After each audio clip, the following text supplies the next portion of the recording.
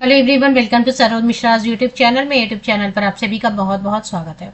Non teaching recruitment permanent post 192 vacancies है total, और 18 अलग अलग जो है ना पोस्ट हैं, तो जिनमें वैकेंसीज आई हुई हैं। तो 10th pass, 12th pass, any graduate, post graduate, fresher भी अप्लाई कर सकते हैं। बहुत सारे पोस्ट तो ऐसे हैं जिनमें फ्रेशर मतलब नो एक्सपीरियंस वाले भी अप्लाई कर पाएंगे। सेंट्रल यूनिवर्सिटी से वैकेंसी है, तो सेंट्रल यूनिवर्सिटी सेंट्रल गवर्नमेंट के अंडर होती है, तो बिल्कुल प्योरली भारत सरकार की नौकरी होगी, सेंट्रल गवर्नमेंट की या गवर्नमेंट ऑफ इंडिया, जो भी आप बुलाना चाहें। काफी सारे अलग अलग पोस्ट हैं, तो चलिए जिन पोस्ट में फ्रेशर अप्लाई कर सकते हैं, मतलब जिसमें एक्सपीरियंस की जरूरत नहीं है, वो सारे मैं डिटेल्स वीडियो में कवर कर दूंगी। और कुछ ऐसे पोस्ट भी हैं काफी सारे जिनमें एक्सपीरियंस्ड कैंडिडेट ही अप्लाई करेंगे, तो वो आप देख लें अगर आप एक्सपीरियंस्ड कैंडिडेट हैं। तो फ्रेशर्स के लिए जो पोस्ट है वो कवर करेंगे डिटेल सारी चीजें, जैसे एज क्राइटेरिया, फीस कितनी है, सिलेक्शन क्राइटेरिया क्या है, कहाँ पर है, जॉब लोकेशन क्या होगी, जो भी पॉसिबल होगा वो कवर करते हैं वीडियो में आगे। तो सीरियल नंबर 18 से मैंने इसलिए शुरू किया क्योंकि ये सारे पोस्ट जो है ना, नीचे किससे शुरू करेंगे अगर सीरियल नंबर 18 से, तो यहाँ पर जितने पोस्ट है ना इनमें मोस्टली एक्सपीरियंस नहीं लगेगा। तो लाइब्रेरी अटेंडेंट की टोटल 8 वैकेंसीज है। लेबोरेटरी अटेंडेंट आप देख रहे हैं 38 वैकेंसीज है लैब अटेंडेंट के लिए। मल्टीटास्किंग स्टाफ में 8 वैकेंसीज है। कुक में 1 वैकेंसी है। ड्राइवर की 3 वैकेंसीज है। हिंदी टाइपिस्ट की ओनली 1 वैकेंसी, इसमें फ्रेशर अप्लाई कर सकते हैं। सबसे बड़ी वैकेंसी नजर आ रही है एलडीसी लोअर डिवीजन क्लर्क, और ये फ्रेशर अप्लाई कर सकते हैं। 68 वैकेंसीज है टोटल, अगर आप देखें एलडीसी के लिए 68 वैकेंसीज हैं। इसके बाद लेबोरेटरी असिस्टेंट की पोस्ट है, अपर डिवीजन क्लर्क, टेक्निकल असिस्टेंट, तो सेमी प्रोफेशनल असिस्टेंट के लिए 3 वैकेंसीज हैं। और semi professional assistant section officer, इसमें भी काफी वैकेंसीज है, 6 वैकेंसीज है। Section officer, private secretary 1, security officer, assistant में भी अगर आप देखेंगे 13 वैकेंसीज हैं असिस्टेंट में। Personal assistant, junior engineer civil and semi professional assistant 1, security inspector 3, technical assistant 5, upper division clerk 16, laboratory assistant 15।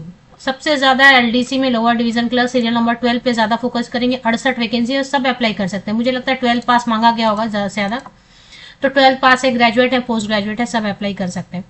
पे लेवल यहीं पर मेंशन किया हुआ, देखिए पे लेवल तो अब ये बहुत जल्दी चेंज होने वाला है। 2025 गया, 2026 जनवरी से 8 पे कमीशन स्टार्ट करना। और जैसा आपने भी सुन रखा होगा, देखिए बहुत सारे तो फेक वीडियोस बनाते हैं, तो कहते हैं सैलरी डबल हो जाएगी, ट्रिपल हो जाएगी। ऐसा कुछ नहीं होता है कि डबल हो जाएगी, ट्रिपल हो जाएगी। हाँ, लेकिन नया पे कमीशन आएगा तो ऑफकोर्स सैलरी 35% तो बढ़ेगा ही बढ़ेगा। तो अभी बता रहे हैं जैसे कि मिनिमम सैलरी अभी जैसे होता था ना 32,000 होता था पे लेवल 1 पे, वो अब नहीं रहेगा। 45-46,000 मिनिमम सैलरी होगी। जो पे लेवल 1 पे जो जिनको सैलरी मिलती थी, जैसे मल्टीटास्किंग स्टाफ वगैरह को 32,000, 33,000, वो अब रहेगा नहीं। सीधे अब 45,000 से सैलरी शुरू होगी, ये एक बात है। तो ये अभी थोड़े दिन ही है पे लेवल 7, तो इसको ज्यादा डिस्कस करके फायदा है नहीं। वैकेंसी जो आई हुई है वो है डॉक्टर हरि सिंह गौर विश्वविद्यालय, सागर, मध्य प्रदेश। एक्चुअली ये एडवर्टीजमेंट पहले ही आ गई है, लेकिन मुझे 3 फरवरी 4 फरवरी को मिला ये एडवर्टीजमेंट। चलिए इसमें देख लेते हैं। नॉन टीचिंग पोस्ट है सारे के सारे, ये सारे नॉन टीचिंग पोस्ट हैं। सेंट्रल यूनिवर्सिटी, या इन्होंने लिखा भी है, आप विकिपीडिया पे भी देखेंगे, पर इन्होंने लिख दिया तो मतलब फुल एंड फाइनल है। Central university is a central government owned universities. Bharat सरकार उसका देख रेख करती है, और उसकी जो फंडिंग वगैरह होती है सेंट्रल गवर्नमेंट, मतलब सैलरी वगैरह जो भी होगी वो सेंट्रल गवर्नमेंट यूजीसी एमएचआरडी करती है। प्योरली गवर्नमेंट जॉब होगा, वो भी सेंट्रल गवर्नमेंट का। Online applications are invited from eligible candidate for the various non teaching post of doctor Hari Singh. ये मध्य प्रदेश में है। चलिए अभी देख लेते हैं। अब इसमें क्या बता रहे हैं कि ऑनलाइन तो अप्लाई करना ही करना है, ऑफलाइन मोड में भी अप्लाई करना है। तो 2 मार्च तक आप 1 फरवरी से ऑनलाइन एप्लीकेशन शुरू हो चुकी है। लास्ट डेट है 2 मार्च तक आप ऑनलाइन एप्लीकेशन कर सकते हैं, और हार्ड कॉपी भी आपको सबमिट करनी है 10 मार्च 10 मार्च तक आप हार्ड कॉपी भी सबमिट कर सकते हैं, मतलब भी नहीं, हार्ड कॉपी भी सबमिट करना ही है। तो ये डिटेल्स दिए मैं, पे लेवल वगैरह सारा दिया। अब मेरी कोशिश यहाँ से है कि जो पोस्ट ऐसे हैं जिनमें फ्रेशर अप्लाई कर सकते हैं, मोस्टली लेबोरेटरी असिस्टेंट वाली पोस्ट तो 15 वैकेंसीज हैं, अपर डिवीजन क्लर्क 16 वैकेंसीज हैं। पर अपर डिवीजन क्लर्क का मतलब है कि इसमें थोड़ा एक्सपीरियंस मांगेंगे। लैब असिस्टेंट में भी मुझे लग रहा है कि एक्सपीरियंस मांगेंगे। तो सीरियल नंबर 12 से बेसिकली सारे फ्रेशर वाले रहेंगे मोस्टली। तो 12, 13, 14, 15, 16, 18, 17, 18 ये जितने पोस्ट हैं यहाँ से लेके यहाँ तक इनकी क्वालिफिकेशन चेक कर लेते हैं। आपको चाहिए तो आप यूडीसी देख लेना, मैं भी एक बार देख लेती हूँ, मुझे जैसा लग रहा है एक्सपीरियंस चाहिए इसमें और इसमें भी लैब असिस्टेंट में। हालांकि वैकेंसीज अच्छी खासी है, 16, 15 है। तो चलिए एक बार शुरू करते हैं, फीस भी देखेंगे, फीस की डिटेल्स भी चेक करेंगे ऑफकोर्स। तो जो भी interested candidate, Madhya Pradesh job location रहेगा, जॉब लोकेशन चेंज नहीं होगी। मतलब एक यूनिवर्सिटी अगर आपको हायर करती है तो फिर आपको चेंज करना है तो फिर वो दूसरी जगह आप अप्लाई करेंगे, या डिपुटेशन वगैरह होता है वो बाद में कहीं पर आया तो आप डिपुटेशन बेसिस पर जा सकते हैं। लेकिन मोस्टली आपने जहाँ पे अप्लाई किया सेंट्रल यूनिवर्सिटी में, उसी सेंट्रल यूनिवर्सिटी में रिटायरमेंट तक आप काम कर सकते हैं, करना चाहें तो। चेंज करने के लिए फिर नया एप्लीकेशन दूसरी जगह करना होगा वगैरह, वो सब रहेगा। ट्रांसफर नहीं होता, मेरे कहने का मतलब कोई ट्रांसफर नहीं होता इसमें, और वो अच्छा होता है। आप सेंट्रल गवर्नमेंट की दूसरी जॉब करने जाएंगे ना, हर 3 साल पे आपको कहीं पर भी दूसरी जगह एकदम रिमोट एरियाज में ट्रांसफर देते रहेंगे, फिर वो जाना करना पॉसिबल नहीं होता है विद फैमिली। तो ये अच्छा है, एक सेंट्रल यूनिवर्सिटी में लाइफ टाइम आप काम कर सकते हैं टिल रिटायरमेंट एज। तो ये सारी तो देखें, पर्सनल असिस्टेंट ये सब में ना मुझे लग रहा है एक्सपीरियंस मांग रहे हैं, तो ये मैं स्किप कर रही हूँ। जूनियर इंजीनियर आप देख लें, सेमी प्रोफेशनल में एक्सपीरियंस नहीं मांग रहे, सेमी प्रोफेशनल असिस्टेंट में। Master degree in library science and information science अगर किया हुआ है तो आप अप्लाई कर सकते हैं। मास्टर डिग्री के बेसिस पे फ्रेशर अप्लाई कर सकते हैं सेमी प्रोफेशनल असिस्टेंट में ये। और अगर बैचलर डिग्री ग्रेजुएशन के बेसिस पे करेंगे तो एक्सपीरियंस मांग रहे हैं। टेक्निकल असिस्टेंट में 3 इयर्स एक्सपीरियंस मांग रहे हैं, तो ये फिर इसलिए। अपर डिवीजन क्लर्क की बात मैंने की ना कि इसमें जरूर एलडीसी के तौर पे काम किया है, एक्सपीरियंस मांग रहे हैं, तभी अपर डिवीजन क्लर्क में। लेबोरेटरी असिस्टेंट में भी 2 इयर्स का एक्सपीरियंस मांग रहे हैं, इसलिए मैंने इसको कवर नहीं किया। इसमें 16 वैकेंसीज है ना, अगर आपके पास 2 ईयर वर्किंग एक्सपीरियंस है, इंस्ट्रूमेंट वगैरह कोई भी स्कूल कॉलेज कहीं का भी आप दिखा सकते हैं कि आपने लैब असिस्टेंट का काम किया हुआ है, तो इसमें अप्लाई कर सकते हैं। साइंस सब्जेक्ट से अगर आपने ग्रेजुएशन किया हुआ है जिसमें कि physics, chemistry, botany, zoology, geology की कोई भी एक सब्जेक्ट पढ़ा हुआ है तो। एलडीसी से कवर करते हैं। अपर एज लिमिट यहाँ पर क्या दिया हुआ है, ये जनरल कैंडिडेट के लिए रहता है, मतलब 18 से 32 साल तक के जनरल कैंडिडेट अलाउड है। अगर आप रिजर्व कैटेगरी से हैं तो एज में रिलैक्सेशन जरूर दी होगी, वो चेक करेंगे। तो एलडीसी के लिए अगर अप्लाई करना चाहते हैं, इसमें 68 वैकेंसीज है, बहुत वैकेंसीज है, तो इसमें कोई भी ग्रेजुएट जो है ना अप्लाई कर सकते हैं। मैंने कहा था 12th पास को अलाउ करते हैं, बट 12th पास को अलाउ नहीं करें, एनी ग्रेजुएट, मतलब ग्रेजुएशन किसी भी सब्जेक्ट से, कितने भी परसेंटेज से आप यहाँ पे अप्लाई कर सकते हैं। इसमें कोई सर्टिफिकेट नहीं मांग रहे, लेकिन आपको टाइपिंग आनी चाहिए, हिंदी टाइपिंग भी चलेगा या इंग्लिश टाइपिंग भी चलेगा, और कंप्यूटर आपको आना चाहिए। 68 टोटल वैकेंसीज है, कोई भी स्नातक या पोस्ट ग्रेजुएट है, मास्टर डिग्री है, अप्लाई कर सकते हैं। मैंने शुरू में बोला था 12th पास, हर जगह 12th पास को अलाउ करते हैं, यहाँ पे 12th पास नहीं कर पाएंगे, ग्रेजुएशन मिनिमम मांग रहे हैं, लेकिन 68 वैकेंसीज है। 18 to 32 ईयर्स है जनरल कैटेगरी के लिए। अगर आप रिजर्व कैटेगरी से तो और भी एज में रिलैक्सेशन होगी जरूर। हिंदी टाइपिस्ट के लिए एक ही 1 पोस्ट है, लेकिन ठीक है, कोई भी ग्रेजुएट है अप्लाई करना चाहते हैं तो ठीक है। ड्राइवर अगर कोई बनना चाहते हैं तो 10th पास है मिनिमम, और आपके पास ऑफकोर्स ड्राइविंग सर्टिफिकेट है, आई मीन ड्राइविंग लाइसेंस है। ड्राइविंग लाइसेंस में आपके पास लाइट भी है या मीडियम है या हेवी व्हीकल, कोई भी है तो चलेगा, एनीवन।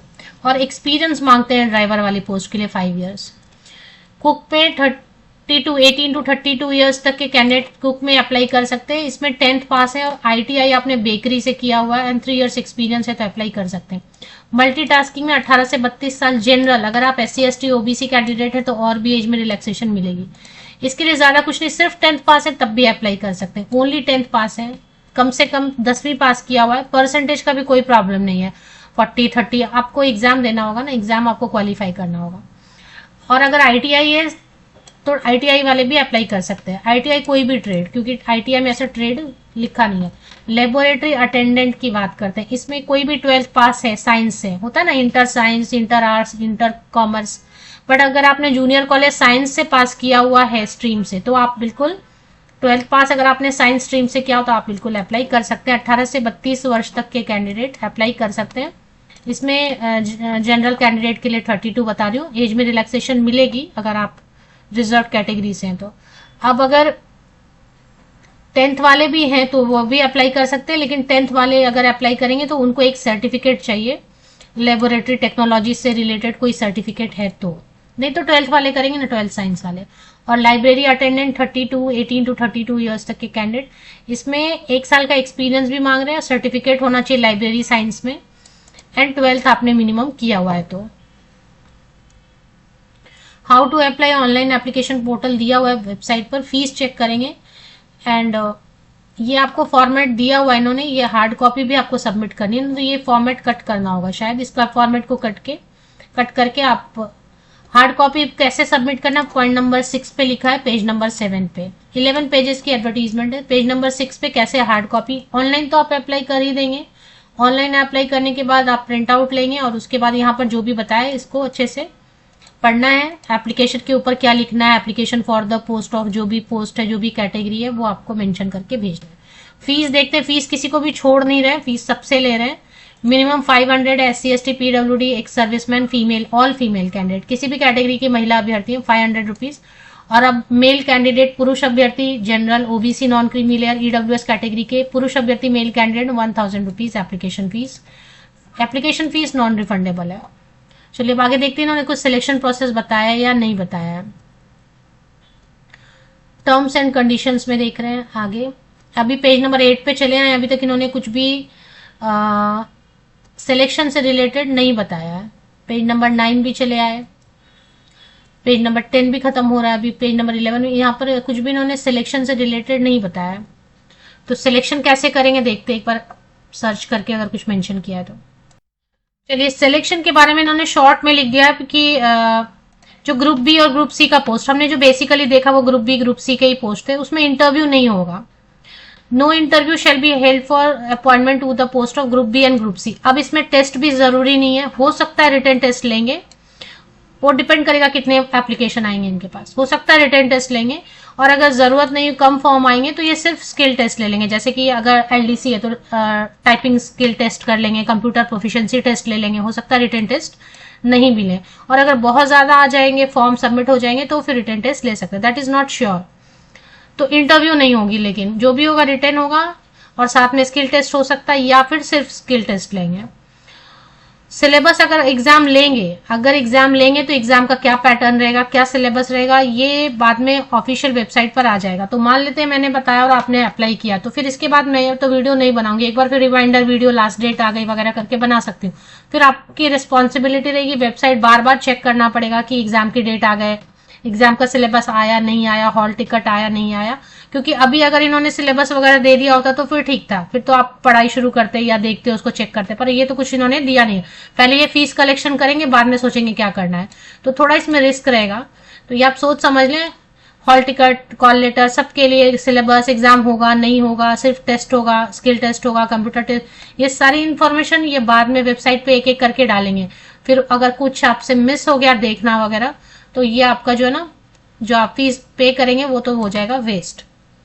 पेज नंबर 9 पर 9, 10, 11 पॉइंट को पढ़ लें, आपको लग रहा है सही है तब अप्लाई करें, नहीं तो मत अप्लाई करें। प्रॉब्लम कुछ नहीं, प्रॉब्लम यही कि इन्होंने एक बार में सिलेबस वगैरह कुछ दिया नहीं है, तो बाद में अगर मिस हो गया, आप देख नहीं पाए, तो अपॉर्चुनिटी मिस ही हो जाएगी। फिर डॉक्टर हरि सिंह गौर विश्वविद्यालय सागर मध्य प्रदेश, या विकिपीडिया पे सेंट्रल यूनिवर्सिटी विकिपीडिया करके भी सर्च कर सकते हैं, या फिर मेरे इसी यूट्यूब वीडियो के डिस्क्रिप्शन बॉक्स को नीचे तक स्क्रॉल डाउन करके चेक करें, लिंक आपको मिलेगी। इसके बाद आपको लिंक मिलती है, आप वेबसाइट ओपन करते हैं, आप इंटरेस्टेड हैं, आपको लग रहा है ठीक है अप्लाई करना है, तो नीचे थोड़ा स्क्रॉल करेंगे, तो स्क्रॉल करने पर आपको जो है ना इसमें यहाँ पर आप देखेंगे रिक्रूटमेंट सेक्शन आपको जो है ना नजर आएगा, है ना। ये रिक्रूटमेंट पे आप क्लिक कर लेते हैं एक बार, चलिए एक बार क्लिक करते हैं रिक्रूटमेंट पे। फिर से रिक्रूटमेंट पे क्लिक किया तो यहाँ पर आया नोटिफिकेशन, ऐसे ये नहीं चेक कर रहे हैं, नोटिफिकेशन रिगार्डिंग ये भी नहीं करें। नोटिफिकेशन 3rd नंबर पे, फिलहाल जब मैं वीडियो बना रही हूँ तो 3rd नंबर पे आपको notice non teaching group B group C post करना है, एंट्री लिखा है 2025/2, 31 जनवरी। इस पे फिर से एक बार क्लिक करना है, वापस से एक बार क्लिक करेंगे, तो वापस से एक बार क्लिक आप जैसे ही करते हैं तो एडवर्टीजमेंट आपके सामने आ जाती है, ये एडवर्टीजमेंट है और ये लिंक है अप्लाई करने का, इससे आप अप्लाई कर सकते हैं। बट वही है कि इन्होंने सिलेबस, एग्जाम पैटर्न कुछ भी डिस्क्लोज अभी नहीं किया है, तो वो एक रिस्क रहेगा।